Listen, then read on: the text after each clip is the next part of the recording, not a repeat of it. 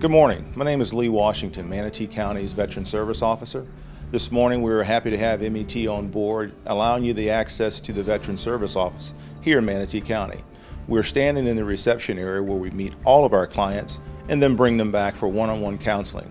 We will also show you this morning what we actually get involved with, the services that we provide, and how to contact.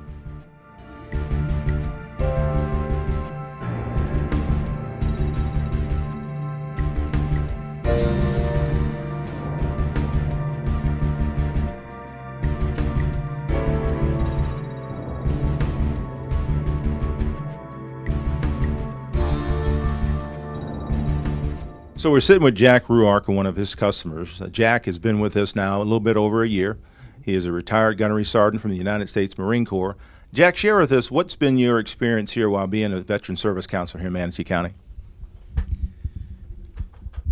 My experience here, it's been a learning experience. When I first came here, I thought, I'd be sitting here and I'd be talking to veterans, and I never realized what we actually do for the veterans as far as the different programs that are available to the veterans, how many veterans we have, what kind of situations we deal with on a daily basis is unbelievable, and how busy we are. We're actually a lot busier than when I first got here, I thought we would not be this busy, but I'm seeing 6 to 7 veterans a day, and we're helping veterans with anything from health care benefits, burial benefits, compensation benefits, non-service connected benefits. You name it, we can do it here. We see veterans from those getting out of the service all the way up to World War II veterans, and we just listen to the veteran and try to take care of everything they need. So to me, it's been a very heartwarming experience helping veterans, because being a veteran myself, I could think of nothing better to do than help my fellow veterans, and I can honestly say that this is the best job I've ever had since I've been out of the military, taking care of military veterans. It's very rewarding, and I just really enjoy helping veterans. And is there any information, or I should say, as far as advice that you can provide to veterans and their families as they're watching this program? Why is it so important to reach out to the Veteran Services Counselor within their municipality? Well, a lot of veterans, what I see is a lot of veterans, their spouses, they don't understand all the benefits and that they're entitled to. They earn these benefits, and a lot of spouses, they don't understand. Veterans don't, especially the non-service connected pension. There's just so much the veterans are not taking advantage of because they don't understand it. So if they have any questions about anything related to veteran services, I suggest they come see us, because a lot of veterans are missing out on a lot of benefits. Same thing with their spouses and surviving children. There's just so many benefits out there they're not aware of, and without coming to see us, they never know. And we try to get out there and do outreach and touch all our veterans, but if there's a veteran out there and has a question about anything, they need to come see us, because there's just a lot of benefits out there. I can tell you at least two people in here this morning that didn't know about some of the benefits they were entitled to. Outstanding. So just sharing that information, if nothing else that you want to have as a takeaway, now is the time to get active with your VA benefits, your state veteran benefits, as well as your Manatee County veteran benefits.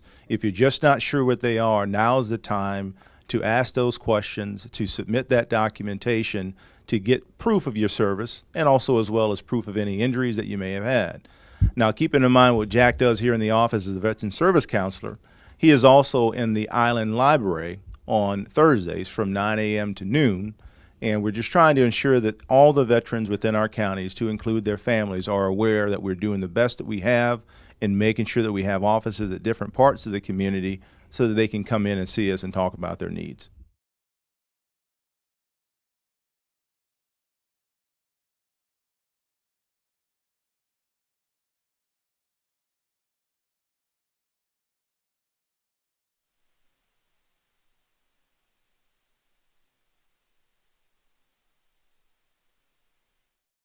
Mr. McNeely, how many years have you been working with us here in the office? This is my second year. I was here about 2 years ago in early part of 2016. That's great. Now, is there anything that we've addressed or we need to address more with you, or is there anything in particular that you're needing more assistance with this morning? No, as far as I'm concerned, I'm certainly happy with the service. I'm a life member of VFW and MVets and, of course, the Legion, and I can use the VSOs there or that kind of thing, but I've been very satisfied with here. So tell us, Mr. McNeely, being a veteran yourself of the U.S. Navy, is there any good information you want to pass on to the veterans who may not be seeking out help with the service officers? I would say if you have a problem and you feel it is service connected, at least come in and give it a try. It doesn't take long and certainly not painful. It's just a matter of coming in, getting your application in, and then see what happens. All right, perfect. So outside of the VA disability experience, what other services are you being provided from by our office as well as the VA, if you can share that with us? Well, I use the VA health department. I've had 4 bypasses, for instance, and so I've had heart trouble, and the VA took care of me on that. I've had every 6 months I'm back at the for health checkups and those kind of things. So, no, I'm well satisfied with the Veterans Administration. A lot of veterans are unaware exactly what we do here in the county, and we're hoping after this segment you have the opportunity to better understand that. One important piece that we never want you to miss is that we are veterans ourselves. In order to be a veteran service officer, you have to be a wartime veteran. I myself am an 11-year active duty U.S. Marine. We have 3 other counselors. Renee Medina, she served 4 years in the U.S. Coast Guard. Jack Ruark, who is a retired gunnery sergeant from the United States Marine Corps. And also Jeremy Johns. He has served as an enlisted man as well as a commissioned officer in the U.S. Army. So these are things that are near and dear to our hearts. We take our jobs extremely, extremely seriously, because one day our families may be sitting across the desk asking the same questions that we're having families come in today and ask us. So I'd like to share with you some of the benefits that we talk to our veterans and their families about. With all veterans' families, we always want to take a look at and see if they're receiving VA health care or not. VA health care is set aside for veterans themselves, not necessarily because they're a retiree or because they have a disability. It's for any honorably discharged veteran that needs that type of care. Now, in 2003, there were some changes with VA eligibility for those veterans that did not have access already, or I should say were not grandfathered in, that you at sometimes will need to show some income from the last calendar year. However, some of the special categories, we also have our Vietnam veterans. Regardless of their income status or their disability status, they are automatically enrolled in the VA healthcare system, and we're extremely fortunate to have an outpatient clinic here in Manatee County. It is located on State Road 64 East and Morgan Johnson Road, and they have primary care, optical care, dentistry, hearing aid lab, some radiology, women's clinic, and of course mental health counseling. Our parent home for everything that's VA healthcare related, as a lot of you may be known, is the Bay Pines campus. The main VA medical center in that area is the C.W. Bill Young Medical Center at Bay Pines, which had its name changed to its current name about 1.5 years ago. So Bay Pines, it runs the catchment area from St. Petersburg south to Naples. So every clinic within that area is managed through the Bay Pines healthcare system. We also are very fortunate to have another outpatient clinic in Sarasota on Bee Ridge Road. So as I mentioned, we try to speak to all the veterans and their families to determine whether or not a veteran is receiving health care or not. And if they aren't, we sit down with them and try to see exactly how they can best use the VA healthcare system, because the VA healthcare system is really inclusive to all things that may be ailing that veteran. It doesn't necessarily mean that you can only see them for, let's say, an annual physical or your prescriptions. Anything that the VA has care for, and some things that they may not have care for, they want to be the primary care provider of that veteran. The other benefit that we talk to so many veterans about are those disabilities related to their active duty service. And when I say active duty service, that has a number of different components, and we can talk about that later on in the segment or even another segment as we bring some of our community partners in. But VA disability takes a look at three things. Was there an injury caused by military service, or was that ailment that you currently have made worse by your active duty service? Do you currently have a medical diagnosis, which is extremely important because we can't file a claim for back pain, let's say, alone. The pain of a disability is not necessarily something that they can give a percentage of disability for, but it may be a component of the overall diagnosis. And lastly, it would be a medical nexus, or some type of connection from a medical professional linking those first two things I mentioned together. With those three things, we're about 98% successful in making sure that veteran receives that, not only the disability rating, but being able to put down on record of all the things they went through on active service. So when veterans come in, we always want to make sure that they're prepared for all of our meetings once they walk through the door. We would normally send them an email or speak to them over the telephone and provide them with a list of things that would make them more successful when they come in the office. No one likes to come in and see an individual 4, 5, 6 times when we may have been able to do it in 2 times.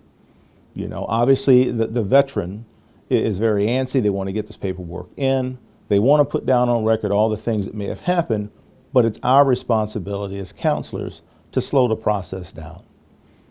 Over the last few years, the VA has gotten a lot better with how they process claims and what they're truly looking for. I think even sometimes they overdevelop for some things, just making sure that every stone is looked under and giving the veteran the opportunity to actually submit all the documentation that would have them coming out successful in their claim. So knowing that, when we have a veteran in the office, we're going to talk to them about everything that they may have done on active service and all the things that they've done since active service. Because not every ailment that we have, let's say, is going to be service-related disability. It's just a part of everyday living. But if there is an issue that the veteran has had in service and currently has a diagnosis for today, we want to make sure that we put it down on the application and ask for assistance. But I will tell you, being a veteran myself, we can sometimes be stubborn, stuck in our own ways, and we have to look to family members and friends to pull that information out from them. So it is great when a veteran can bring their spouse in, and once we interview the veteran, we then turn to the spouse and we ask for the rest of the story. And I say that kind of jokingly, but it's extremely important because our families are walking in this life with us. A lot of them are shouldering some of the burdens that active duty may have put on the veteran, and they're just really trying to make their way. So not every time a veteran's going to share everything that's going on with them personally, because again, we're extremely macho, if you will, confident, stubborn, pig-headed, whatever you want to call it. We don't always share the things that we need to share at the times that we need to do it. So I encourage all the veterans that are watching us this afternoon or this morning, whenever you're catching it online, to be aware that when we have you come in for an appointment, if your family could at least come with you or at least write a note, sometimes even send us an email before you come to the office, we want to make sure that when we have you sitting in front of us, we're addressing every possible thing that we can to not only help you tell your story, but maybe down the road help you rehabilitate back to the 100% that you were prior to going into active service. Another benefit that we talk to a lot of our folks in the community is a long-term care benefit that the VA has. And a lot of folks watching may have heard the term aid in attendance. Well, aid in attendance is a provision within the non-service connected pension claim program. It is a program that's only provided to wartime veterans and their dependent spouses. Well, a lot of the terms you will hear are surviving spouses and surviving dependents, but it will always be based on that veteran's service. When did the veteran serve? Did the veteran have any ailments or any other things that we can look at to maybe supply benefits to that surviving dependent? But the pension program, we primarily see it here in Manatee County, are for our lower income veterans who, for whatever reason, either were self-employed and they don't have a lot of Social Security credits, or whatever the scenario may be, their pensions and or Social Security is not enough to bring them up to a level that the VA has identified. The other large portion of the folks that we see use that program is for long-term care, and that's where you hear the term housebound and aid in attendance. It's a monetary benefit. It's based on income and assets as well as medical need, but it's a reimbursement program that the VA is able to provide the veteran and the surviving dependents of a veteran, should they need long-term care, a monetary monthly benefit to offset those costs and make it more affordable long-term. So when you speak about long-term care, that could be whether in the home, it could be one of your children taking care of you, it could be a next-door neighbor taking care of you, a private nursing facility that comes into your home and does those types of things, or those individuals transitioning to assisted living care. That's what the program is set aside for. It's not really particular about the setting in which you receive that type of service, but what the doctor says you need assistance with and what you're actually paying for. And to just give you an idea of how big an impact it could make, right now for a veteran that doesn't have any dependents, it's approximately $1,790 per month that the veteran is eligible for reimbursement from the VA to help pay for those costs long term. For a veteran that does have a dependent, it's approximately $2,100 and change per month. So when you look at those figures, you can see it plays a huge part when you're talking about budgeting for long-term care. It doesn't matter the amount of money that you have. You may be a millionaire today, but scenarios of long-term care, you're going to burn through those assets. And speaking of assets, there is an asset component of it. Currently, right now, the VA doesn't have it set in stone, but they want to take a look at assets of $80,000 or more. Now, I'm sure some of you are thinking, well, I own a property that's worth about $200,000. Well, if that's your primary property, that is not a part of the application process unless you either sell the property or you rent it out.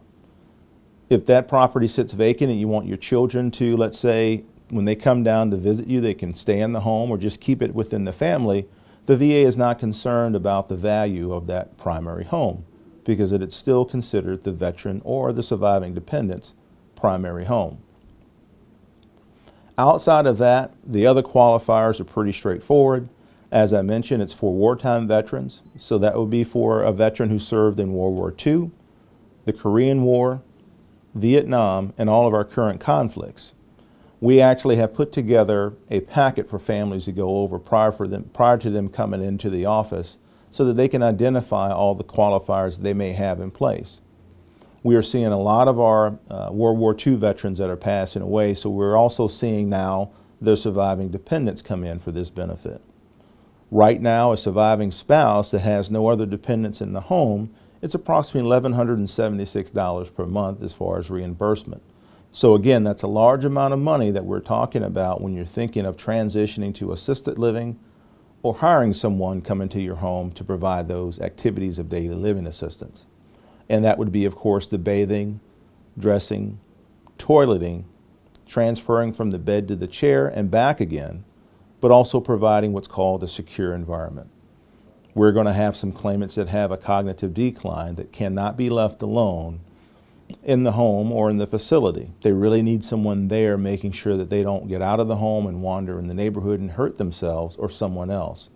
That is what the VA considers a secure environment. So in those areas, that is what we're looking for when we're trying to apply for this particular benefit. And as I said, it's a monthly benefit as long as everything remains constant from the time that we applied. Another benefit that we speak to with our clients is we're very fortunate here in Manatee County and Sarasota County to have the National Cemetery. The National Cemetery is located in Sarasota off of Clark Road East. So if you take exit 205 and you take a left there, about 4.8 miles on the right-hand side, you'll see the National Cemetery. It's probably the largest thing out there outside of the state park, and you really can't miss it. It's extremely beautiful with the assistance of the Patterson's Foundation of Patriot Plaza. They have a lot of veteran-related events out there for Memorial Day, Veterans Day. I think in the next week or so we're having Welcome Home Vietnam veterans as well. But that facility has been given a 50-year lifespan. And that means that all honorably discharged veterans and their spouses have earned the right to be interred there, whether it be in the ground with a casket, in the ground cremains, or the above ground columbarium for urns for the individuals who want their urns to be buried. So that would be all services on active duty. It would be all war periods. It's based on honorable service. So I encourage anyone that lives in that area who are just interested to see it. Any given day during daylight hours, you can go out to the National Cemetery and walk the grounds. Go inside the Welcome Center and speak to the volunteers and staff there and get that information to just secure and give you peace of mind that you meet the qualifiers of being interred there. The VA last year came out with a pre-need benefit form that allows those veterans or surviving spouses the opportunity to get some acknowledgement from the VA that they meet the basic qualifications. And if everything else remains constant, they should have no problem whatsoever being interred at the National Cemetery. So the other topic that we like to talk about a lot here in the office is mental health. Mental health, another component that we see a lot of our veterans in this office, as well as across the street in Veterans Court, is extremely important. And I stress that because those are typically the reasons we run into those veterans in those areas. For whatever reason, when they've gotten out of the service, going back to rural America, they weren't able to link to the services that they may be eligible to them. A lot of these men and women are trying to acclimate being parents again, being students, trying to find a job, and just trying to get through day to day. But there's some serious things going on, whether it be post-traumatic stress related to combat, MST, which is military sexual trauma, or anything else that may have happened to them on active duty. We really need to reach out to these young men and women because those young men and women are seeing and doing things that no young person at that age, or any age I should say, should be seeing or doing. But it is a part of service to our country, so when they return home, it's our responsibility that they get linked with all the services that they provide. So I strongly stress that any family member or any veteran that has those types of concerns, that you reach out to your county veteran service officers and get linked up with not only the medical care, but maybe some of the mental health cares you may need. We are very fortunate here in the state of Florida that every county, all 67 counties in the state of Florida, has an office similar to ours. Our nearest partner obviously is Sarasota County to the south and Pinellas County to the north. And they're all staffed with wartime veterans serving veterans and their families of their communities. Other benefits that we see veterans in the office for, there are always going to be questions related to the VA Home Loan Guarantee. What does that really mean? Does the VA loan me the money? What are the steps that I need to take? Well, for all of our active duty, honorably serving veterans and those reservists and National Guard men and women who have served 6 years honorably for those last two components, or up to 180 days for the veterans on active duty, may have earned the benefit of the VA Home Loan Guarantee. And what that truly means is that the VA will stand behind that mortgage product that a bank lends to the veteran. The VA doesn't loan the money, but the VA secures the bank's peace of mind, stating that should the veteran fall on hard times and the home may be going into foreclosure or mediation or anything else that may be negative for missing payments, the VA will step up and try to work with that borrower and work with that bank to make sure that doesn't happen. Because banks are not in the business of taking back homes. They actually lose some money from time to time. But having that VA home loan guarantee not only gives the bank peace of mind, but it gives the veteran and their family peace of mind, knowing that if something should happen and they fall on hard times, there are opportunities to where the VA can step in and save that veteran's property. Now, obviously, there are some things that you'll want to do prior to that. And we encourage all veterans to either give us a call or your county, whichever you may live right now, and even go online at vets.gov to apply for your VA Home Loan Guarantee Certificate. All banks will need that certificate to verify that you are, one, an honorably discharged veteran, and you meet the qualifiers for the VA Home Loan Guarantee. We're extremely fortunate because in our region, Florida and Georgia, and I want to say as well as Alabama, these loans are actually processed at the VA Home Loan Center up in Bay Pines.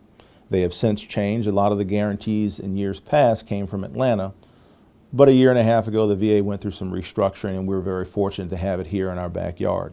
So if you have those extreme set of circumstances where a veteran really needs an answer right now, they can typically go up to the VA regional office in St. Petersburg and speak to the staff there. Another benefit that we see veterans for are obviously education benefits.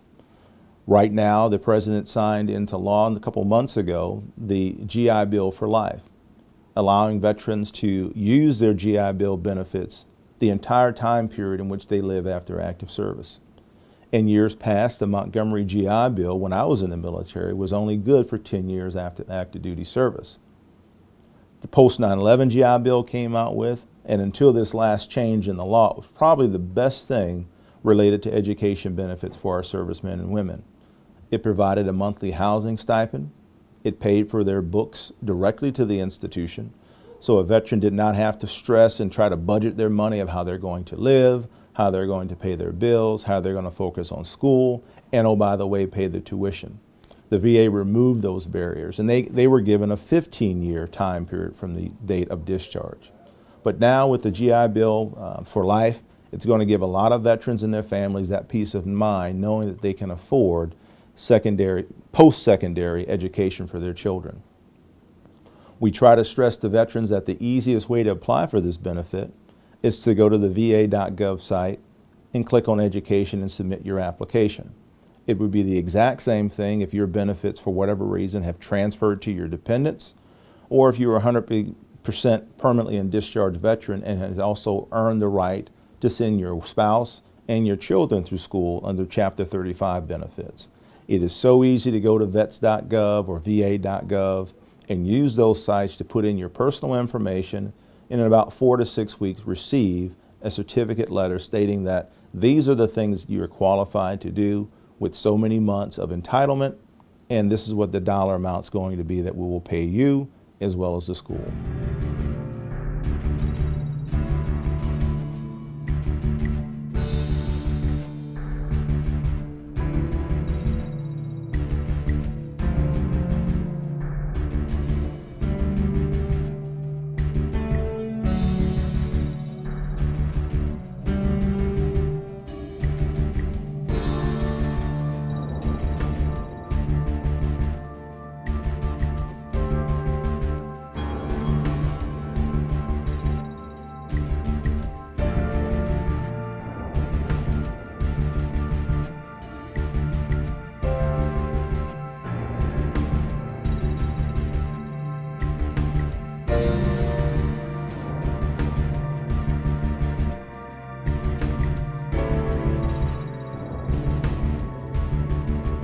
So as we're talking about veterans and a day in the life of a veteran service counselor here in Manatee County, the services that we provide are veterans and their families related to health care, VA disability, long-term care, their low-income pensions, burial, and education. We want to encourage all the veterans and their families, if you're not aware of the benefits that you've earned on active duty, and even those that you may aware of, give us a call, sit down with us, give us the opportunity to look through everything that you've gone through in the service to this country and allow us to serve you. Our whole role is to take care of the veterans and the residents here in Manatee County. As I said earlier, every county in the state of Florida has an office similar to ours. As well as the office that we're standing in now this morning, we also have a location out on Holmes Beach on Thursdays from 9 a.m. to noon, and as well over in Ellington in the Building and Development Services Annex on 301 on Tuesdays from 8 to 4. So we can reach out to everybody in this county and ensure that they have the access that's needed to get the services that they are paying for, that they have earned, and we want to make sure that they understand we are their advocates. As in closing, we also wanted to share with the community that every Friday in the month of April, here in the Manatee County Administration Building, we will be having an information session on everything that's veteran related. The first benefits that we'll be talking about the first Friday will have to do with VA healthcare and filing an initial disability claim and all the other documentation related to it. So we want to thank all the veterans and their families here in Manatee County, as well as METV, for allowing us to share our story with them, and we'll see you soon. Thank you.